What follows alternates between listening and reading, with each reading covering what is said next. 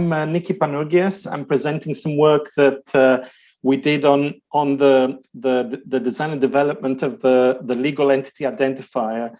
I'll explain a little bit what that's all about. And this was part of a Horizon 2020 project that was funded by the EU called COFAs, which stands for Combating Financial Fraud and Enabling Regulators. And it was a very small part of a kind of wider project about financial fraud, tax evasion, and so on. And you'll see sort of what the connection is as I go through the presentation. So just very quickly, just to give you an outline, what I'm going to be covering.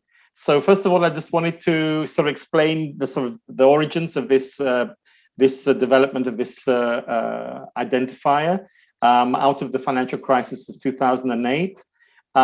Then the sort of establishment and workings of what is now called the Global Legal Entity Identifier System. How sort of data quality became a kind of key issue in the development of this system. And finally, sort of in terms of findings, sort of how the participants in this regulatory initiative, particularly the sponsors of this identifier, how they managed to sort of define, measure, and enforce the data quality criteria that they came up with, and how important really that was to the whole sort of regulatory initiative there. So first of all, just a sort of a bit of background information. We probably all remember a bit this day in 2008 when Lehman Brothers collapsed. These were the kind of pictures that were on the newsreels. The very important thing here was that it identified, it brought to the surface sort of two important sort of blind spots in terms of regulation. The first was about how the regulators had an inability to see how legal entities, particularly in the financial markets, related to one another. And this in turn prevented them from, first of all, being able to foresee any concentration of liabilities via subsidiaries that a consolidating entry might be accumulating. This is what did for Lehman Brothers, in effect. Then when that was realized, then it was very difficult to decide what action to take once the situation had arisen in terms of sort of contagion among other market participants, and what, whether they bailed out Lehman's or didn't, what the kind of consequences of that would be, because again, they couldn't see the relationships between Lehman Brothers and other market participants. And finally, a very important point was resolving Lehman Brothers and a failing entity that takes a huge amount of time. I remember it was sort of many years after 2008 that just the sort of UK subsidiary of Lehman Brothers was resolved. And that means people's collateral, trading positions, all those things were kind of frozen. So although people, clients of Lehman Brothers would get eventually their assets back, those assets might be unavailable for a huge amount of time. And again, the difficulty there was to sort of see the relationships between Lehman Brothers and whether entities that it had, positions with were kind of counterparties, or whether they were actually subsidiaries of Lehman Brothers that were not visible. So even in the kind of resolution of a failed entity, the inability to see those linkages was very important. And this was sort of coupled with what was seen as an identity crisis. And this is where the sort of idea of the identifier becomes kind of quite important. So you can see here an example of a City National Bank in California. What you find is that you've got another 14 banks with some version of City National Bank in the title. 147 banks with a variant of the name City National. You can see 3 different identifiers and many other proprietary identifiers that are used for various purposes, for SWIFT, for SEC, and various other purposes. And that was only in the United States. So you could see that it's almost impossible to have a unique identity for any entity within the sort of financial system. So the need that was exposed was that for a new market-wide cross-jurisdictional identification standard for the uncontested and unambiguous identification of legal entities engaged in any kind of financial markets transactions across asset classes and across trading venues. And the solution that the G20 regulators came up with was to regulate accumulation of risk in financial markets through the monitoring of transactional data.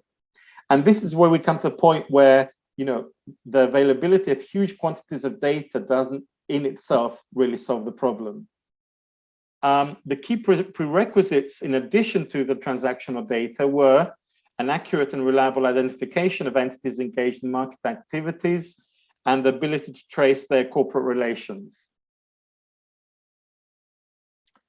So very quickly, just to give you a kind of quick timeline here, the G20 regulators initially got together in 2010. They then mandated the Financial Stability Board, the FSB, to convene an expert group to develop a framework for this global legal entity identifier. Various ISO kind of endorsements and approvals were gained. And then eventually some of the sort of institutional structures were put in place. The LEI Regulatory Oversight Committee in 2013, which is really sort of, if you imagine, it's almost the board of directors of this kind of infrastructure. And then finally, the kind of executive branch of this was the Global Legal Entity Identifier Foundation, or GLI for short, which in a sense oversees the whole system. That the idea was would oversee the running of the whole system that was being put in place. And this is really what the identifier itself looks like. So you can see the first 4 digits represent an identifier for the issuer. So this is the entity that actually issues the identifier to the entity seeking the identification. Some reserved characters, then some characters which are allocated in a way that doesn't give away any embedded intelligence. And finally, some validation characters, the last couple of characters there. So the key here that was important was no embedded intelligence in the actual number itself, and all kind of reference data associated to the entity would need to be recorded in separate reference fields and in a separate data set, which would be linkable to these identifiers. And the kind of institutional structure around identifier, as I said, was at the center of it is the Regulatory Oversight Committee. Initially, it was the regulators from the G20, but gradually all the kind of jurisdictions that have mandated the use of the LEI have sort of joined this Regulatory Oversight Committee. Then there is the Global Legal Entity Foundation, which kind of monitors quality controls and runs the whole infrastructure. And finally, the LOUs. These are the sort of entities that actually issue the numbers to the applicants who are trying to get these numbers. So in terms of broad ecosystem and how it works, what you can see is that the LEIs are issued by a local operating unit, the LOU, for a fee that is determined by that particular LOU. The LOU they issue and manage the LEIs on behalf of the entity seeking the LEI, and that is done on a kind of cost recovery basis, which is audited and set out by the GLI. And the LOUs for these fees supply registration, renewal, and other services, and act as the primary interface for the registrants needing the LEIs with the LEI system. And initially, the data that was the reference data that was included would be what was called level 1 data. That is the who is who kind of data, legal name, legal form, PLC, LTD, or so on, previous legal names, address, date of next certification, and so on. And at a later date, that was initially going to be May 2017, reference data would be expanded to include things like who owns who in terms of ultimate and immediate ownership. And finally, the LEIs, it's important, must be kept up to date in terms of changes to any of these fields, particular addresses, phone numbers, and so on, and any corporate actions that result in a change in LEI details. In terms of the issuing process, so an LEI applicant would actually sort of use a sort of self-registration type of data entry to request an LEI number. They would then provide as accurately as possible the data for their legal entity, the reference data. That would then be submitted to an LOU, and the LOU would then check the data against a local authoritative source.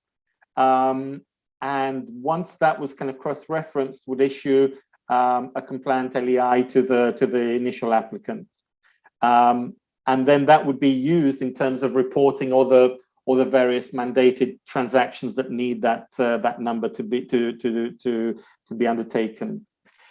Very important in terms of the kind of initial kind of attempts to regulate the quality of the data was the challenge function. So this was really a kind of way of kind of using a kind of crowdsourcing approach a little bit to the data quality by actually creating a function where, say, I might be a counterparty, say, to in a commodities transaction on a particular exchange. I don't know, with the Mongolian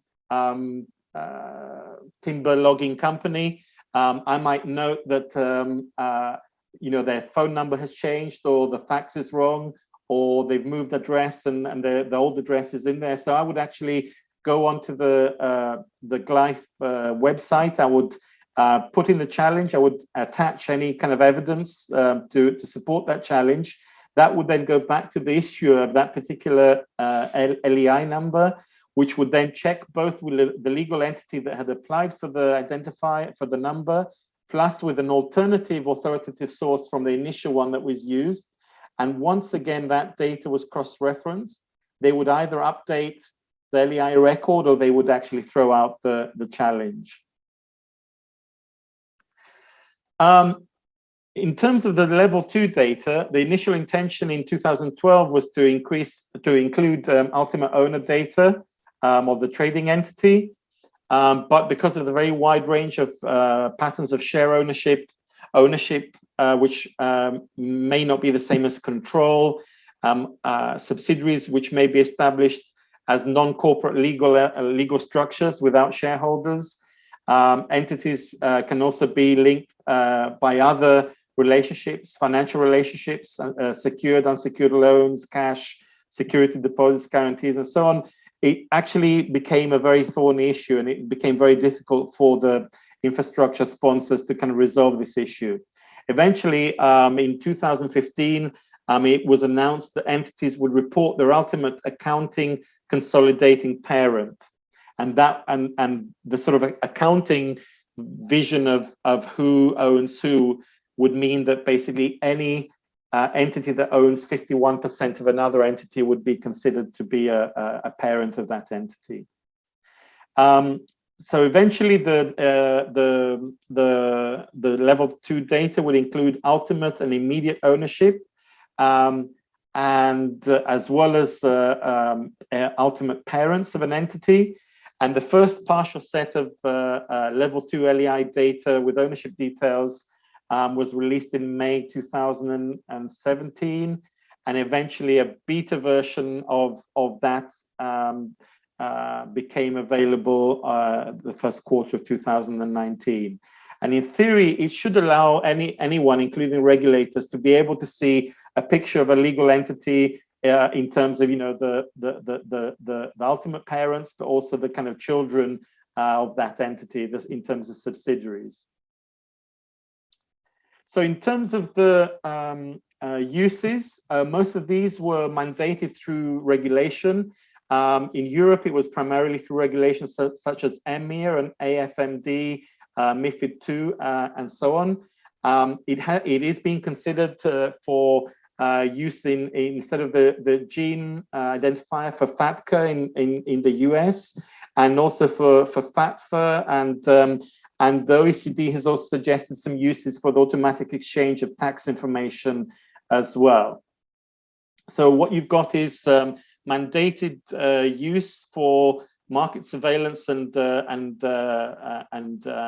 market integrity in terms of reporting of transactions to derivatives regulators, reporting of transactions to security regulators, transactions to central banks, transactions to insurance regulators, and transactions to pension fund regulators. So this really means that any transaction that takes place in these markets needs a number, an LEI number, otherwise you won't be able to trade. So these numbers need to be in all the kind of reporting stages to the regulators for these kind of types of instruments. Other proposed uses have been for balance of payments reporting, for anti-money laundering regulation, combating the financing of terrorism regulations, sanctions. Also, the BIS has come up with a suggestion for using this in correspondent banking. As I said, the automatic exchange of information for tax reporting, but also things like provision of statistics for market research, collateral management by central banks, and public procurement through programs such as PEPL and so on.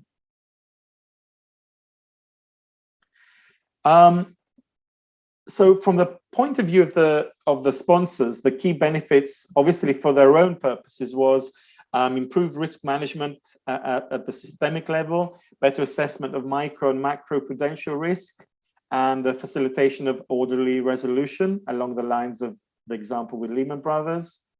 But they also foresaw benefits for the users in terms of lowering counterparty and operational risk for them as commercial entities, the reduction of manual entry of transaction data, the facilitating of straight-through processing and recording of recording and maintenance of transactions, and also to cut the cost and improve the quality of customer onboarding. But as with a lot of things, you know, the way one participant in a particular system sees it doesn't correspond with the way another participant might see it. So in terms of other participants, while the regulators were, you know, very happy to have this infrastructure, the commercial actors, for various reasons, were less enthusiastic. There were issues about who should be responsible and carry the cost for the validation and maintenance of the data, how much time is allowed to refresh the LEI data, what are the kind of consequences or punishments in case of inaccurate data, and intermediary fears, particularly where we were talking about banks where they might have to actually obtain an LEI on behalf of their clients and then enable their clients to use that in terms of trading. There were fears that it would be a way of providing a license to trade, and that they would be responsible for someone trading who they couldn't vouch for.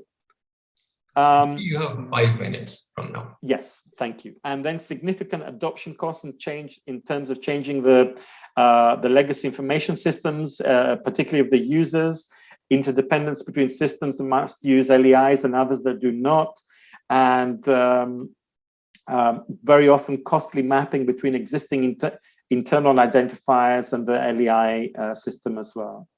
So in terms of the research, what we did was the theoretical motivation was very much around this idea of infrastructures that connect people and things through time and space, spanning organizational and disciplinary boundaries, and affording new ways of collaborating and generating possibilities for action. So what you find from the theory is that infrastructure embody and enact very many different rationalities from a range of stakeholders, and it's important to understand how the different rationalities involved in the establishment of the GLICE, how did they coalesce, but also collide or clash in the process. So our key research question in this case was, what were the key competing rationalities, logics found in the global legal identifier system, and how were they reconciled in order to arrive at a working data-driven regulatory infrastructure. So in terms of the research, we collected documentation, we did a number of interviews, participant observation. I can go into details in the discussion. These were then coded in order so we could identify kind of one of the top controversies. And then we sort of focused in on that in the interviews, in the second round of interviews. And the controversy really that we identified that was key to the kind of future of the infrastructure was this idea, controversy around the quality of data. There were perceptions of a lack of data quality, and these were seen as contributing to a lack of enthusiasm for wider use beyond the mandated uses, lack of incentives for data owners to maintain the validity of their data, possible undermining of the effectiveness of regulatory action because of these reasons. And just to sort of show visually, these were the sort of key kind of stakeholder groups, key participant groups. And as you can see, they all had sort of different perspectives on what data quality was and how it could be ensured. The key presumptions by the sponsors was that entity identification data quality is a non-issue. So this is what people from the ROC were telling us. Quality was assumed to be already high. Entities themselves would have a strong interest to maintain their identification data updated for their business purposes and their own benefits. And existing commercial and business registry data was not problematic and was of high quality. Also, the owners of entity identification data can be compelled by regulators to maintain the quality just through mandating. So there's a great deal of faith put in mandating. So none of these we found from our research was a given. What we found was that they needed to be... May I want to wrap up now in 1 or 2 minutes? Yes, yeah. We're just getting to the findings. Thank you very much. The need for the quality of the LEI data to be intersubjectively assured. And the GLIFE initiated what they call the Total Quality Mandate Management Program. Key elements of this strategy was to provide a definition of data quality and methodologies and processes for measuring, monitoring, and improving the data of on the side of the LOUs, control tightly the performance of the LOUs through highly prescriptive master agreement and service level agreements. And the key kind of quality criteria were openness, reliability, trust. These were put into a number of quality criteria. You can see all these quality criteria here. And these would then be sort of broken into more than 200 something quality measurements for each of these categories.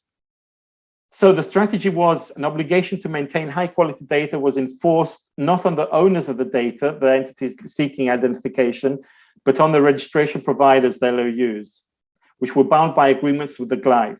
Establish a public visible performance ranking for the LOUs based on the quality criteria, leverage the revenue dependency of the LOUs on their ability to issue numbers and their need for accreditation by GLIFE, and finally increase the attractiveness of LEI registration through incorporating LEIs in other reporting and operational platforms.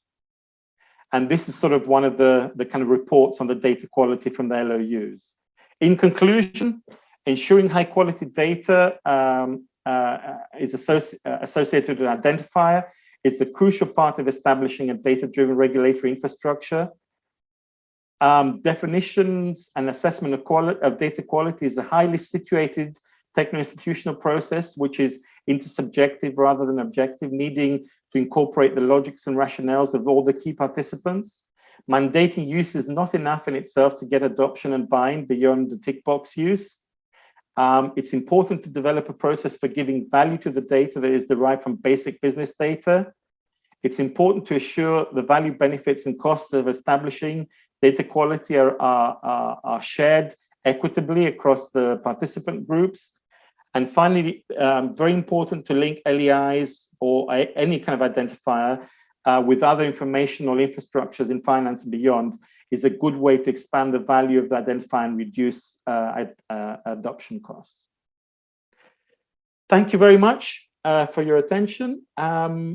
I'm happy to take any comments or questions. Thanks, Nikki. This is actually a very interesting talk and very important work as well.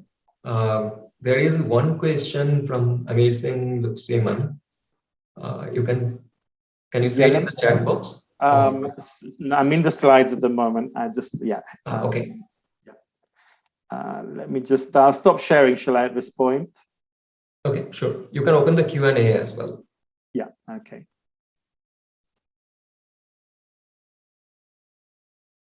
Okay, thank you very much. So, shall I start from the from when we consider relationships between entities? Does it consider international entities, individuals, and non-individual entities? So, yes, this is international in all the jurisdictions where this has been mandated. Obviously, the mandating is within the jurisdiction where the trading is taking place. So, for example, I mentioned the Mongolian timber company. That is a company we did come across in terms of needing an LEI to trade, say, on the Chicago Mercantile Exchange or some of the kind of commodities exchanges. So, anyone who wants to trade in the EU, in North America, and many of the other countries that have mandated the use would need a legal entity identifier number. That is, but it's purely for legal entities, not for individuals. And this is basically where the sort of level data kind of eventually at the parent level comes up against, the point where you have the beneficial owners of the ultimate parent owning a particular kind of group of companies, and then at that point you don't really see who those owners are anymore. So yes, it wouldn't be relevant to individuals. So many times ownership might be increased by using leverage. How do we consider it in level 2 relationships? So as I said, the ownership is purely in terms of owning 51% of the subsidiary. So it's a purely kind of the accounting view of ownership. So if you're at 49%, you no longer have to declare yourself as a parent. If you're at 51, you have to declare yourself as a parent. And again, that probably doesn't give you ultimately a very accurate picture for what the regulators were trying to do. And finally, Shady also has a question. Can we take that up, if that is okay with you? Yeah. Sure. Nikki, that was a very excellent, comprehensive talk. Let me just ask you, this whole business of getting legal entity identifiers, you said started with the financial crisis. There were 14 entities with the same name, and they didn't know who was the entity in question that they owed money and so on. So, from 2008 to 2019, the last time I looked at it, the whole process seems to be over-engineered. In other words, you talk about the perfect being the enemy of the good. So to what extent, this is, we've taken over a decade or so. How much is it in place at this moment in time? And how much is it self-enforcing? Because there is no way in which we could enforce it at a global level. Those entities like the Mongolian timber company wanting to trade on the mercantile exchange would then choose to get this legal entity identifier. So I want you to tell us, you have said that it's sort of unsatisfactory in some ways. I thought it was overly ambitious and over-engineered when I last looked at it. So can you throw some light on that? Yes, I mean, I think that definitely is something on what you're saying, but I think at the same time, to give the other side of the picture, I think, trying to do such an endeavor is a massive endeavor. And I think, the inability to have an early warning system is a real challenge, to regulators. But, I definitely think the over-engineering is an issue. And in a sense, you could understand the over-engineering if it then gave you a very accurate picture of ownership. But my feeling is that the level 2 data doesn't really ultimately give the regulators exactly the tool that they were hoping to develop. But I know at the same time that, in a sense, it's a work in progress. And I think it's sort of something that as long as I'm guessing, as long as they can fence off the sort of really important bits of the global system that matter, that account for the majority of the liquidity that is protected, that would probably satisfy a lot of the kind of initial originators of the idea of the legal entity identifier. So in a sense, when you say, well, it's only covering these particular markets, they'll come up and say, well, that's 85% of global liquidity, so we can afford to not care so much about the rest of the 15% or 20% or whatever. But I think there is a move to sort of spread it into many other infrastructures. So I think they were working on basically using it as the identification infrastructure for all federal uses in the US, for any kind of federal use of for any identification to do with the federal authorities. So I think it will take a long time. I think it won't necessarily deliver all the benefits that are argued for, but I think I doubt it will also go away as it's getting more and more embedded. Which is probably not answering really what you're asking me, but that's the sort of best I can offer at the moment.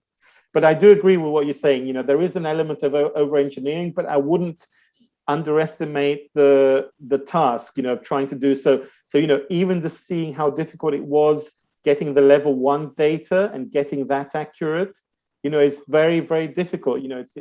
It's very, very difficult. And you think, it's just like business card information. How difficult can that be? It is very difficult when you're trying to sort of get to as close to 100% data quality as possible, without duplicates, without all these kind of things. Thank you. Thanks, Nikki.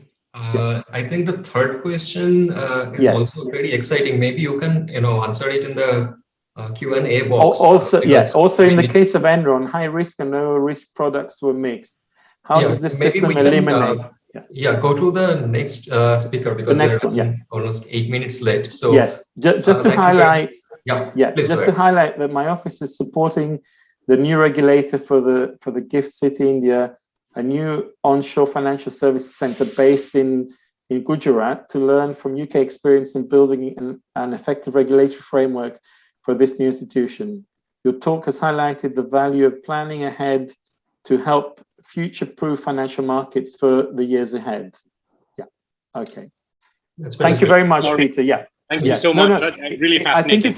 I think it's very important, but the thing I wanted to stress in relation to what we're doing here today and tomorrow is how important something like just an identifier, which literally, usually, in your Excel spreadsheet, it will just be, 1, 2, 3, 4, down the first column.